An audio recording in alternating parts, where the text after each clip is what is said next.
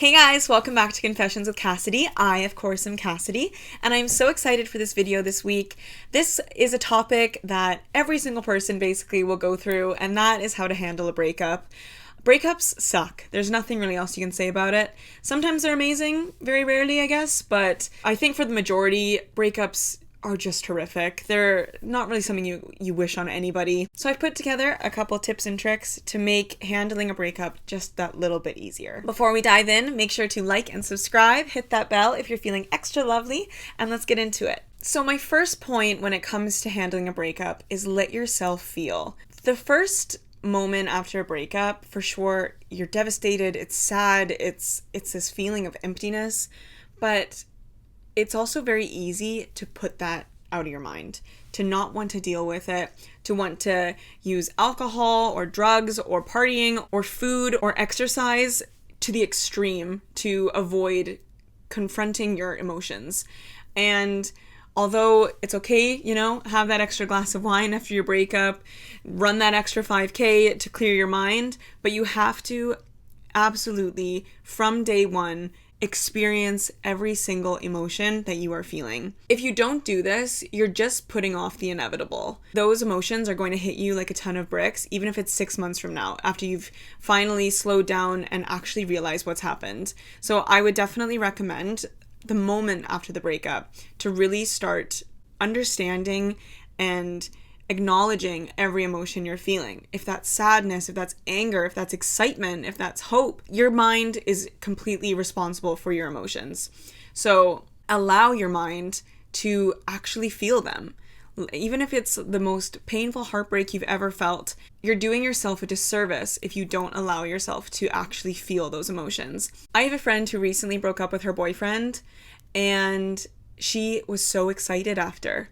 She was laughing, she was hysterical, she was over the moon, really.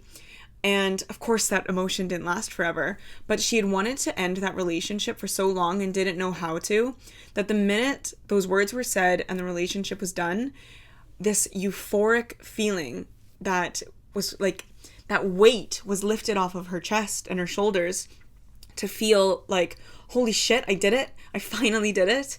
And that was this pure euphoric emotion that just washed over her. And I was with her when it happened, and I was like, because it's definitely not the reaction that I expected from her, but that is how she felt in that moment. And I have all the credit for her in the world because she allowed herself to feel that.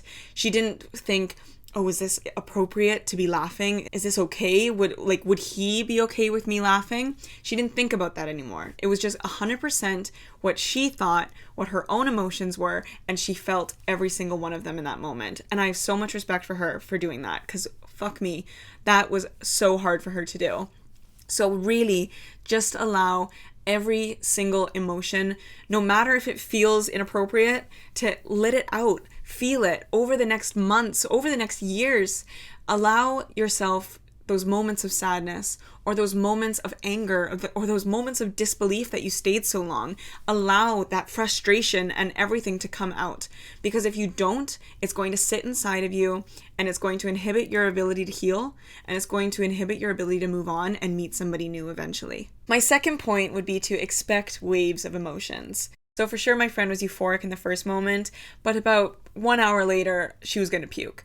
It was like, and totally expected. Like, you just ended a relationship. You were going to go through waves. And the biggest thing that I can pull from is with her going through the breakup is watching the absolute highs and lows of one moment being free and independent and completely in charge of herself, to the next moment being so low that like all she wanted was her ex, which after long conversations and her ultimate understanding that she had the strength to end the relationship and leave, and she can have the strength to continue to stay out of that relationship and not crawl back or fall back into old behaviors, because after a breakup, the person is going to absolutely try everything to get back together with you.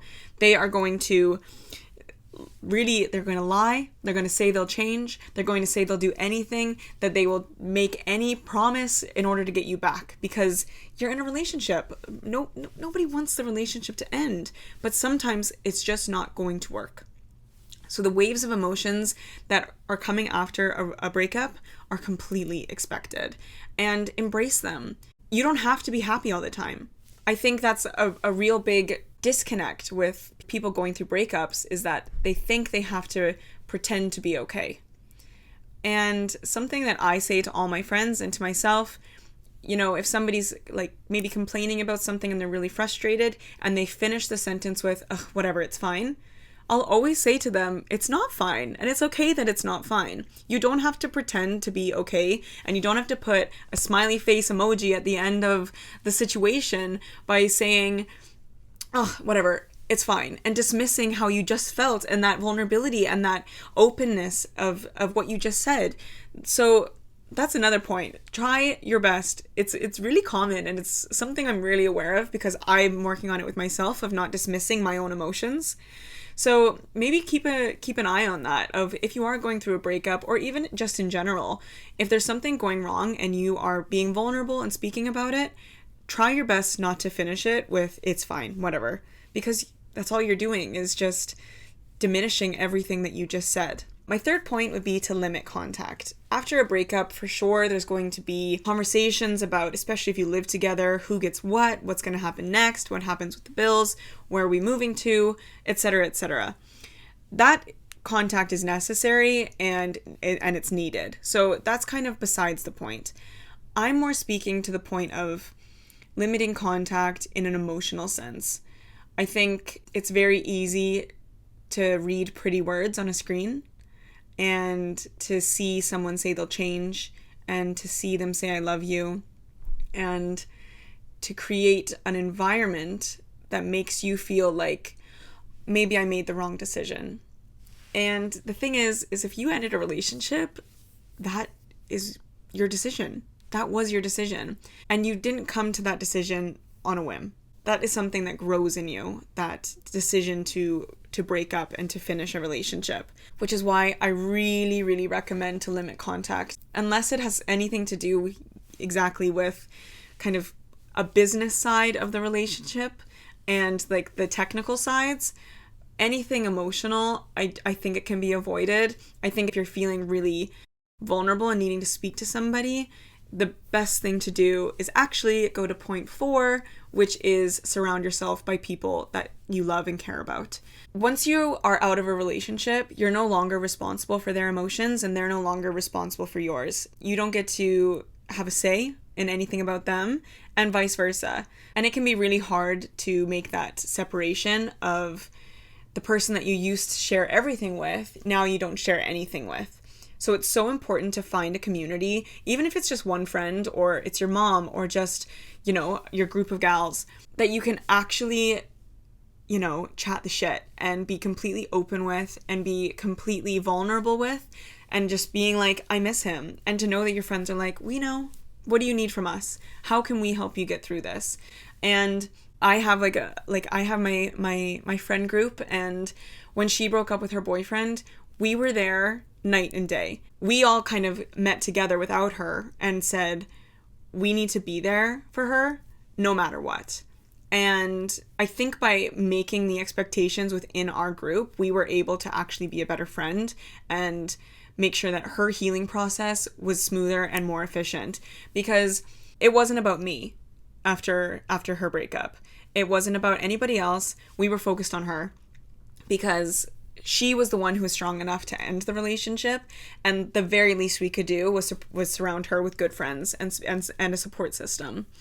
So definitely, if you're going through a breakup, try and find somebody or a group like that can really support you, and be the shoulder to cry on, and be the person that can belly laugh with you over 10 bottles of wine, because it's what you need. Healing looks different to every single person, and it's also important to kind of reach out to your friends and tell them what you need and what your kind of expectations are of them, of being like, hey, I know I'm not going to be doing well. I kind of need you guys to keep me in check. Or actually, this is the best thing that's ever happened. Let's go celebrate because I'm free.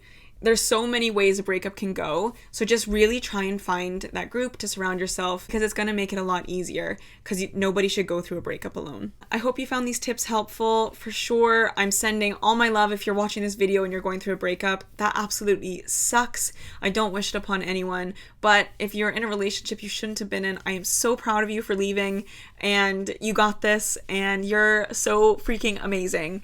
So stay true to yourself, stay true to your emotions, remain vulnerable, and remain strong for yourself. Make sure to like and subscribe. Have a beautiful week, and I will see you next Sunday. Mwah!